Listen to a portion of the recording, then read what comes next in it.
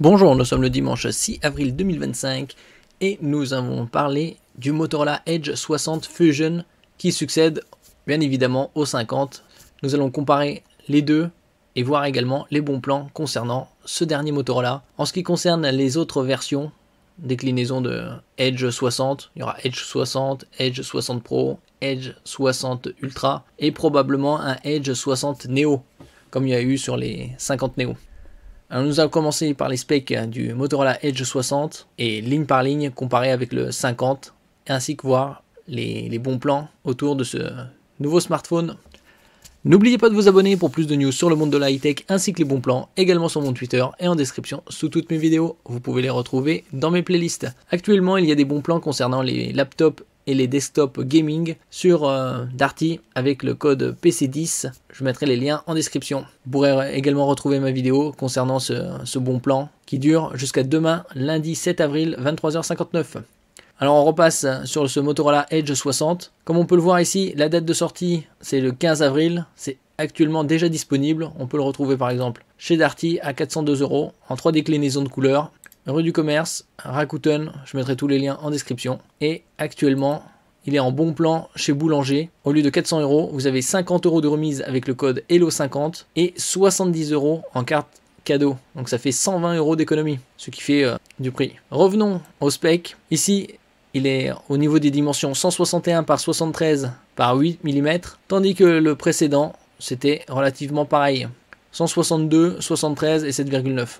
Bon, ça c'est mineur, il y a 3 grammes de différence, c'est pas le plus important. Au niveau de la protection, sur le 60 Fusion, on a du Gorilla Glass 7i, l'un des plus performants, dernière génération. Au niveau des SIM, on a Nano SIM plus eSIM, c'est-à-dire SIM électronique, ou 2 Nano SIM. Sur le précédent, c'est identique. En ce qui concerne l'IP, c'est-à-dire indice de protection, sur le 60, on passe à l'IP69, qui permet une immersion jusqu'à 1m30, 1m50 pendant 30 minutes et les chutes jusqu'à 1m20. Et il est certifié également 1000 STD 810H, une norme de résistance militaire américaine qui accroît sa résistance par rapport au smartphone dépourvu de cette norme. Sur le précédent, le 50, c'était une protection IP68. 68, 6, c'est le niveau le plus élevé contre la poussière et 8, c'est contre les éclaboussures et l'étanchéité temporaire contre l'eau. Ici, on a la gamme au-dessus IP69 qui résiste également aux projections d'eau à haute pression.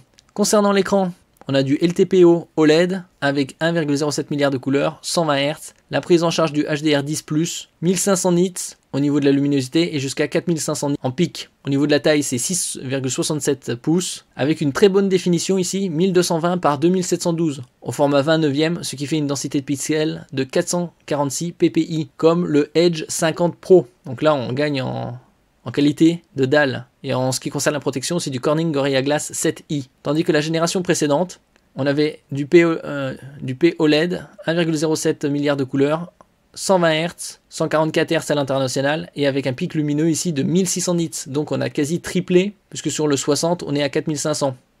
La taille, c'est relativement similaire, 6,7 pouces. Tandis que la définition ici, elle est de 1080 par 2400. Le format est 29e, ce qui donne une densité de pixels de 393. Ici, on gagne 53 points. Et quant à la protection, c'était du Corning Gorilla Glass, donc bien inférieur. En ce qui concerne l'OS, c'est de l'Android 15, le tout dernier disponible, avec un update suivi de 3 mises à jour. Ça reste dans la moyenne. Le précédent, c'était également 3 mises à jour majeures. En ce qui concerne le CPU, on est sur du MediaTek Dimensity 7300 pour l'Europe, 7400 pour l'Inde, donc c'est du octo-cœur, comme on peut le voir ici, 4 x 2,5 GHz Cortex A72, 18, et 4 x 2 GHz Cortex A55. En ce qui concerne la partie du GPU, c'est du Mali G615 MC2. Une différence par rapport au précédent, qui était sur du Qualcomm Snapdragon C2 Gen 2. On passe à la mémoire, il y a un slot pour carte micro SD XC sur le 60, et 2 déclinaisons 256 Go et de mémoire et 8 Go de RAM, ou 512 Go de stockage et 12 Go de RAM en norme UFS 2.2. Il y a la possibilité d'augmenter cette RAM virtuellement de 16 Go. Ici, on a l'information, supporte le Wi-Fi 6, le Bluetooth 5.3 et s'accompagne de 8 Go de mémoire vive et 256 Go de stockage. Ici, pour les plus exigeants, Motorola propose en outre une fonction RAM Boost qui permet de simuler jusqu'à 16 Go de RAM supplémentaire pour un total de théorique de 24 Go. Donc ça c'est un très bon point. Au niveau des caméras, on voit ici à l'arrière la différence entre le Edge 60 Fusion et ici le 50 où il n'y en avait que 2. Ici on a 3 plus flash.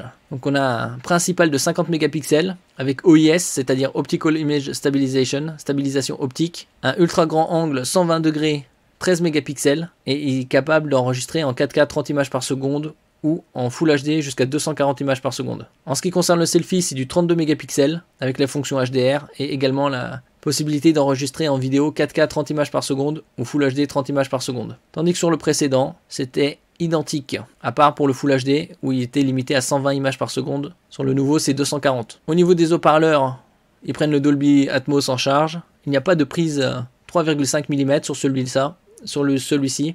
Pareil sur le 50 Fusion. Donc ça change pas beaucoup. Le Wi-Fi 6, le Bluetooth 5.4, les différents types de GPS, GLONASS, Galileo. NFC, c'est pour Near Field Communication, vous pouvez utiliser votre smartphone comme moyen de paiement ou comme passe Navigo. Il ne prend pas en charge la radio puisqu'il n'y a pas de prise 3,5 mm. Ils utilisent les écouteurs filaires comme antenne. Et ici, l'USB type C 2.0. Alors que sur le précédent, on avait le Wi-Fi AC, donc pareil. Le Bluetooth 5.2, et sinon le reste est identique. En ce qui concerne la batterie, on est à 5200 mAh pour la version européenne, la version Inde 5500 mAh, la charge filaire 68 watts, donc c'est une bonne charge rapide, et le prix de base est de 400 €. Tandis que sur le précédent, c'était 5000 mAh, légèrement inférieur.